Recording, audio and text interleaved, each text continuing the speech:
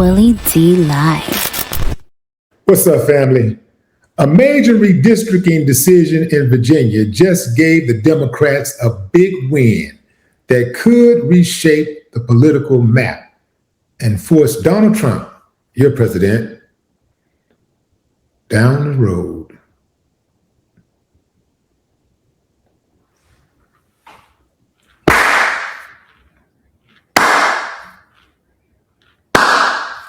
I ain't got no problem with that. Yeah, fam. Currently, the Democrats control 6 seats in the House of Representatives, 6 out of the 11 seats. And they could pick up 4 new seats. Well, actually, they could pick up 2 for additional seats, which would give them a 10-1 advantage in the House of Representatives in Virginia, which means that's pretty much a slam dunk. And that could actually change a whole lot going forward, especially in the midterms and, down the line in 2028. And Donald Trump is not a happy camper. When told of the results, he made this face.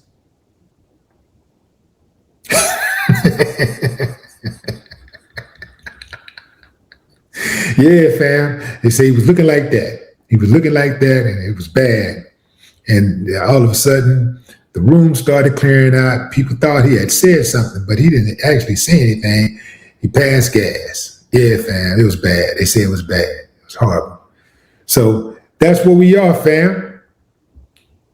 That's where we are. But here's the deal, fam.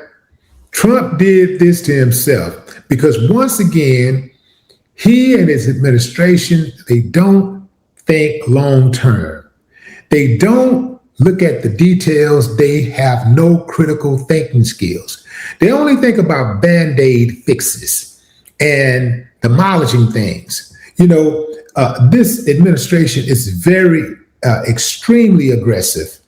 They want to force stuff, If this administration was a man dealing with a woman, he would try to force her into a relationship. He would try to force himself on her. He would be domineering. He would be trying to force her to do things. Force her. This is the type of administration that we're dealing with. This is this type of administration that will take a jackhammer and try to make a statue. You see what I'm saying, fam? And that might work for some things, but it don't always work. We can talk about the way that he tried to force Iran to bow down. Oh, you know what? Just bomb them. What the hell? Just bomb them. They'll act right. And it backfired because they don't think past what they'll do. They only know what they'll do. They don't think about what others might do in retaliation or in response. They only think about what they'll do. And fundamentally, that is a problem when you are starting to talk about conflict resolution. You're talking about even dealing in war. That's a problem. You have to be 2-3 steps away, steps ahead, 4 5 steps ahead of your competition. Always think in the future. It's easy to be like, man, I ain't scared. What you want to do? What you want to do? Then you start fighting. Next thing you know, you're lying on the ground, struggling to breathe. You're bleeding profusely. And you don't know why. Because you knew what you was going to do, but you didn't know what the next person was going to do. You didn't know what that person in front of you was going to do that your target was going to do. But you also didn't know what the people around your target who might have been affiliated with your target might do. You have to consider all factors. You also have to consider the fact, what if I'm in the streets and I'm handling my business? I'm whooping this food. I'm handling this food right here on the sidewalk. And the police pull up. Are you going to get the type of police officer that jumps out and try to get an understanding and figure out what's going on? Hey, y'all cut that out, man. Stop. Or are you going to get one that's going to pull out his gun and start shooting Which one you gonna get? You don't know.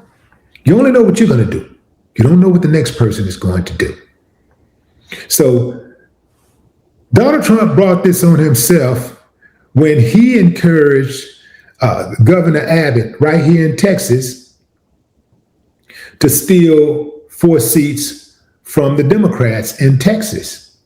See, he started it. He started this whole redistricting thing to try to get an unfair advantage in the election. And it backfired because what's good for the goose is good for the gander. And he found out that the hard way. They thought they were the only ones who was going to be able to do that. See, and I'm not even a politician. I'm not the president. I don't have all of these so-called experienced political pundits around me and strategists and analysts. I don't have any of that around me. But I have common sense, because my common sense would have told me, if I redistrict my state, if I take away 4 Democratic seats, what's going to stop the Democrats in Democratic lead states from doing the same thing? What's going to stop them? If I got the power to do it in Texas, what's going to stop Abbott? What's going to stop Gavin from doing it in California? You see what I'm saying? What's going to stop them from doing it in Virginia? What's going to stop them from doing it in New York?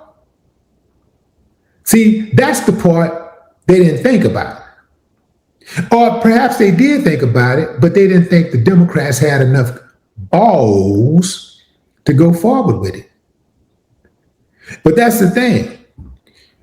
When you are under attack, when you're dealing with a bully, you have no choice but to fight back, unless you want to continue to be bullied. And not just you. See, the bully get tired of just bullying you. The bully won't looking for new excitement. At some point, the bully start bullying your wife, your woman, your girlfriend. Yeah. Bully might decide he want to bully your children. You know, the bully will go down the line and bullying the whole family if you allow it to happen. So that's why you got to nip it in the bud. You never, ever, ever accept anyone bullying you in any capacity. You got to nip it in the bud, because you teach people how to treat you. I got to give it to the Democrats. I mean, they're finally standing for something. You know, like, damn, it's like they be scared. Like, man, what are you afraid of? These people, they put their pants on just like you, one at a time. They bleed and breathe just like you. It ain't like they breathing some type of special superhuman air out there. You know, it ain't like they can fly. You know, it ain't like that they can walk through walls. They don't walk on water. But what are you afraid of? You got to stand up for yourself. Oh yeah, fam, this is bad. This is bad for the Republicans. They took a big hit on this one. They took a big, and Virginians are being celebrated right now. Virginians are being celebrated because they did the right thing. But here's the thing, fam. It was close. This was not. I want to show you something right quick, because this win for the Democrats in Virginia was not a slam dunk. So that means that they got some more work to do out there. Check out the yes and the no votes. There's the map. And so the yes, it shows you the darker the green or the teal color is the yes, solid yeses. And then this looks like some type of cognac color or something. And those are your no's. Okay, so you got your ballots counted. These are your uncounted votes. Well, all of them. That means that All votes have been counted. Actually, 91% of the votes have been counted. And there's your results. Yes, 1,489,552 for 51.2%. And the no's were 1,419,000, well, now 1,420,318 for 48%. But the yes vote has it. The yes vote has it. This is historic. This is big news. This will change the political landscape in not just Virginia and not just the House of Representatives in Virginia, but it will change the political landscape in the United States, and it will change it for the better for Democrats and even for Republicans who are not loyal to Trump, but they are loyal to the Republic first and foremost. Not loyal to Trump, not the MAGA people, because the MAGA is a different animal. The MAGA is uncivilized. The MAGA does not care if it goes down with the ship. It does not care if it goes down with an alcoholic captain. The MAGA gonna sink with the ship. Whereas those who have a little sense that might be Republican is gonna try to figure out a way to get the hell off that damn ship. They're gonna figure out a way to abort and save themselves and others who really wanna be saved. This is where we are as of April 21st, 2026.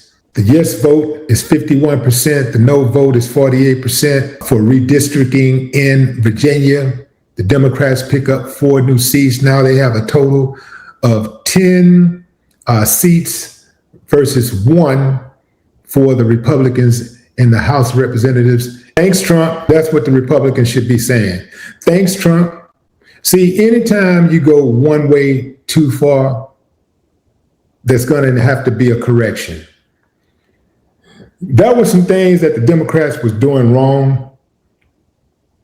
And this is why some people were wanting to ride with Trump. But the things that he was doing that was really, really bad, he just didn't know how to stop. This is where they come from. You give an N-word a rope, he wants to be a cowboy. So Donald Trump was running around here with his spurs on and his cowboy hat and just doing whatever the hell he wanted to do. And he effed around and found out. So he ain't got nobody to blame but himself, but you know he ain't gonna do that. That's the last thing he's going to do, because you ain't heard Donald Trump take accountability for nothing. You've never heard Donald Trump say, I apologize, I'm sorry, not even jokingly. That speaks volume about a person's character, especially one who's in leadership. But what say you, fam? Drop a comment. I'd love to hear your thoughts. No more talk.